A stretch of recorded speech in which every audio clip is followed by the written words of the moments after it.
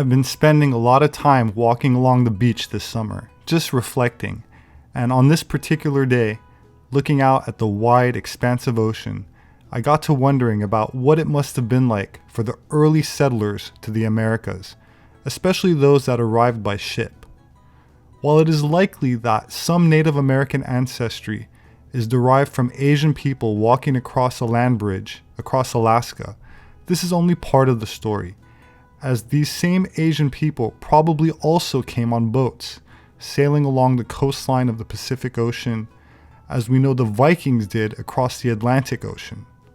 Of course, the Vikings did it before Columbus, but the Vikings were not the first to cross the Atlantic, as Europeans, called the Solutreans, did it many thousands of years earlier, as did a group called the Red Paint People, who reached Newfoundland as well.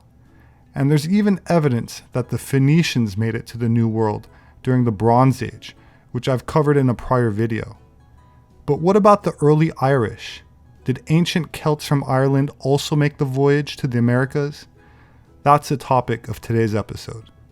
Ogham is an alphabet which was traditionally used to write primitive Irish 1600 years ago, the earliest known form of Gaelic. One theory suggests that Ogham was first created as a cryptic alphabet designed by the Irish so as not to be understood by those with knowledge of the Latin alphabet, possibly created by Druids for political, military, or religious reasons to provide a secret means of communication in opposition to the authorities of Roman Britain. The Roman Empire ruled over southern Britain, and as I've outlined in a previous video, which I'll include a link to in the description, is where we get the legend of St. Patrick driving the snakes out of Ireland, as there were never any snakes found in Ireland, and so the story represents the expulsion and conversion of Ireland by the Roman Church via British mercenary forces, where the serpent represented paganism.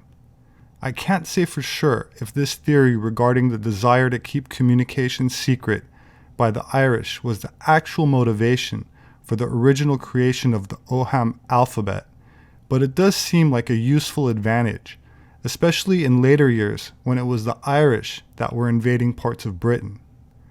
There are roughly 400 surviving orthodox inscriptions on stone monuments throughout Ireland and Western Britain.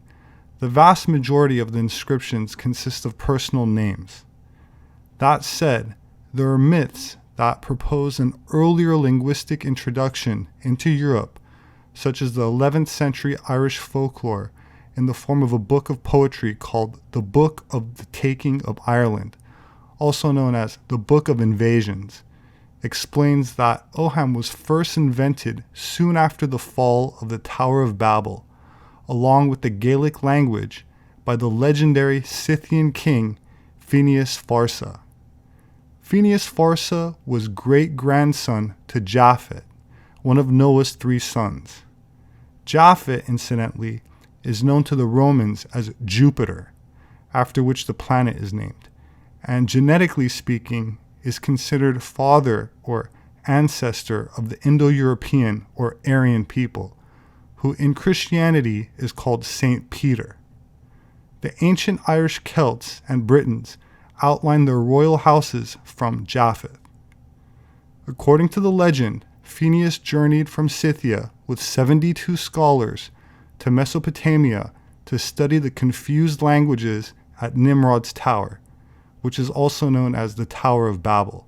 Finding that they had already been dispersed, Phineas sent his scholars to study them, and after 10 years, the investigations were complete, and Phineas created what is known as the selected language, taking the best parts of each of the confused tongues and developed Ogham as a perfect writing system for his language. Phineas Farsa had a son called Nell, whose wife Irish history records as Scata, an Egyptian princess, daughter of a pharaoh, from where Scotland gets its name. I made a very popular video on this topic with over 1 million views, and there should be a link in the description if you'd like to see it. The son of Nell and Scata was called Goidel, and it was he who, after the destruction of the Great Tower and the curse of the confusion of tongues, gave his name to a new language called Gaelic.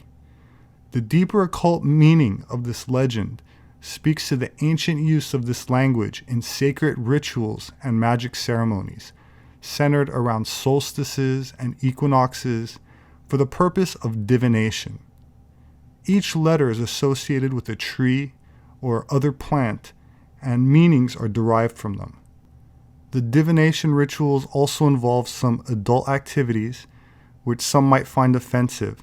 So for today's presentation, I'll focus on the anthropological aspects of Ogham, as it has also been found in other distant parts of the planet, namely across the ocean in the New World.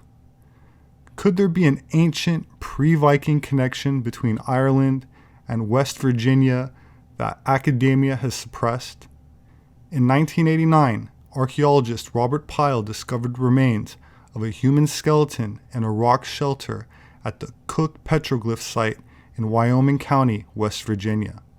According to Pyle, the skull was sufficiently preserved to recognize a unique brachiocephalic or round-headed feature indicating a possible European origin. Mitochondrial DNA was extracted from the roots of the teeth and compared to previously cataloged DNA sequences from ethnic groups around the world. Radiocarbon dating conducted on a sample established the age of the remains at 1,300 years old, which would mean it died centuries before the accepted arrival of the Vikings in Newfoundland and 800 years before Columbus.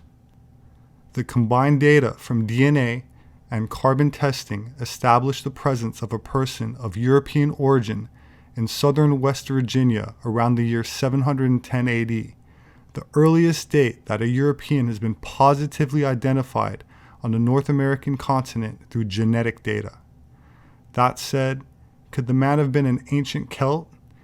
In addition to the skeletal remains, Pilot found Ogham petroglyphs on an ancient bone needle not far from the site. Examination concluded that the bone was very old. Scientists dated it to 2300 BC, but the markings on the needle were created sometime around the 5th or 6th century AD. Pyle suspected the bone needle had been left by ancient Celts from Ireland, so Pyle decided to travel to Ireland, where experts in Ogham from Ireland and University of Maryland stated the artifact was genuine.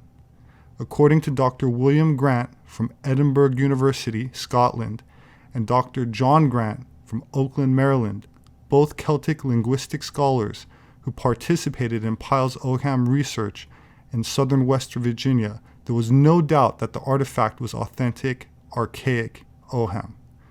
Nevertheless, many scholars were not impressed and most simply laughed it off or ignored the controversial artifact, pretending it never existed. That said, this wasn't the only example of Ogham in the Americas, as similar discoveries were made in Colorado.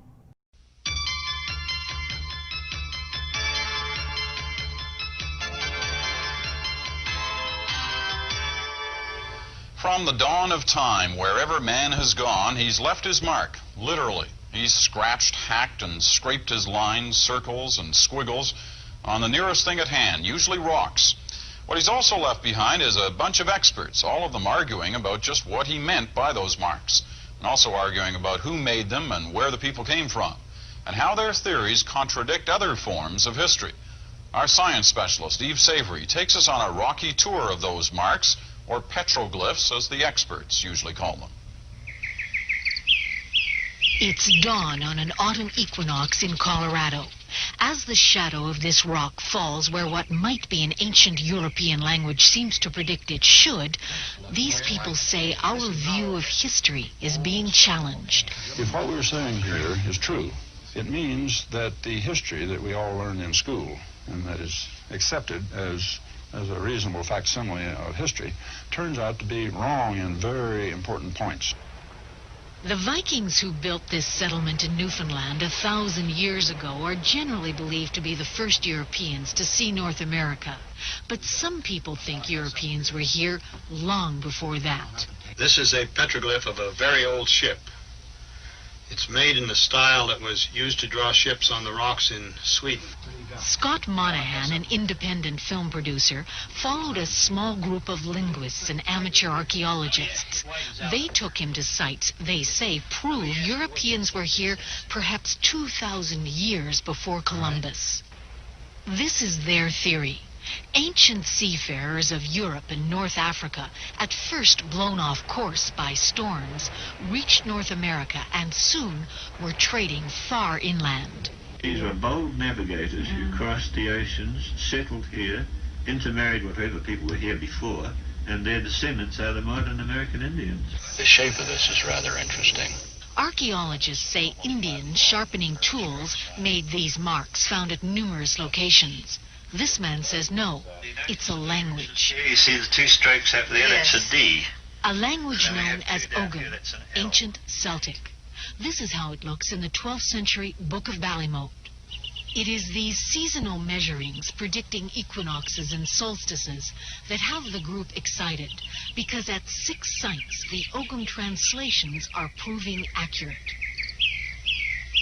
As well, the group says it finds references to the European zodiac, the twins Gemini, and here they see Anubis, the Egyptian god of darkness, worshipped in pre-Christian times. Eve Savory, CBC News.